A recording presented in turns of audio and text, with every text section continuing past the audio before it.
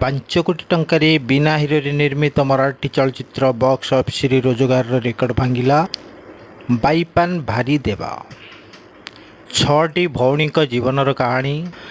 ଏହି ସମସ୍ତ ଭଉଣୀମାନଙ୍କର ସଭା ମନାଗାଲକୁରୁ ପ୍ରତିଯୋଗିତା ବିଷୟରେ ଅନୁଷ୍ଠିତ ହୁଏ। ସମସ୍ତ ଭଉଣୀମାନେ କିପରି ଅସୁବିଧାର ସମ୍ମୁଖୀନ ହୁଅନ୍ତି ଏବଂ ସେମାନଙ୍କ ଅତୀତର ଯୁଦ୍ଧ ଲଢ଼ିବାକୁ ଏକାଠି ହୁଅନ୍ତି ତାହା ଏହି ଫିଲ୍ମରେ ଦର୍ଶାଯାଇଥିଲା।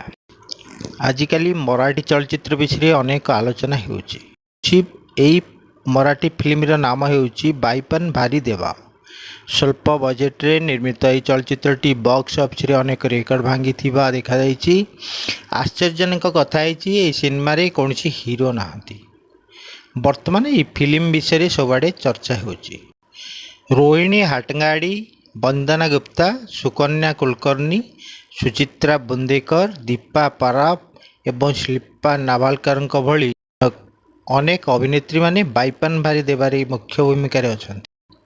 କୁହାଯାଏ ଯେ ଏହି ଚଳଚ୍ଚିତ୍ରଟି ମାତ୍ର 5 କୋଟି ବଜେଟ୍ରେ ନିର୍ମିତ ହୋଇଛି। ଏହି ଚଳଚ୍ଚିତ୍ରଟି 30 ଜୁନରେ ବକ୍ସ ଅଫିସରେ ହିଟ୍ ହୋଇଥିଲା। ମାତ୍ର 10 ଦିନ ମଧ୍ୟରେ ଫିଲ୍ମ ରୋଜଗାର କ୍ଷେତ୍ରରେ ଅନେକ ବଡ଼ ବଜେଟ୍ ଚଳଚ୍ଚିତ୍ରକୁ ପ୍ରତିଯୋଗିତା ଦେଇଥିବାର ଦେଖାଯାଏ।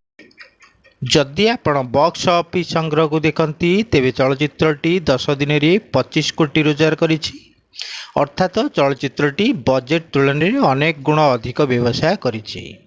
ଏହି ଫିଲ୍ମ ପ୍ରଥମ ଦିନରେ ପ୍ରାୟ 90 ଲକ୍ଷ ଟଙ୍କା ରୋଜଗାର କରିଥିଲା।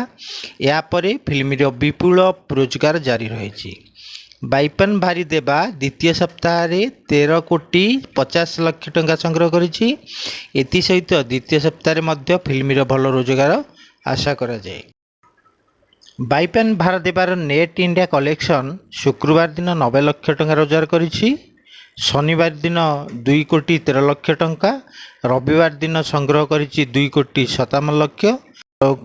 ଅନ୍ୟପକ୍ଷରେ ଫିଲ୍ମ ସୋମବାର ଆୟ କରିଛି 51 ଲକ୍ଷ ଟଙ୍କା, ମଙ୍ଗଳବାର ଦିନ 1 କୋଟି 37 ଲକ୍ଷ, ବୁଧବାର 1 କୋଟି 72 ଲକ୍ଷ ଏବଂ ଗୁରୁବାର ଦିନ 1 କୋଟି 50 ଲକ୍ଷ ଟଙ୍କା ସଂଗ୍ରହ କରିଛି। ଦ୍ୱିତୀୟ ଶୁକ୍ରବାର ଦିନ ଏହି ଫିଲ୍ମ 2 କୋଟି 25 ଲକ୍ଷ ଟଙ୍କା ବ୍ୟବସାୟ କରିଥିଲା। ଶନିବାର ଦିନ 5 କୋଟି 25 ଲକ୍ଷ ଟଙ୍କା, ଏପରିକି ଦ୍ୱିତୀୟ ରବିବାର ଫିଲ୍ମ 6 କୋଟି ଟଙ୍କା ରୋଜଗାର କରିଛି। ଏପରି ଚଳଚ୍ଚିତ୍ରଟି 10 ଦିନରେ 25 କୋଟି ଟଙ୍କା ବ୍ୟବସାୟ କରିସାରିଛି।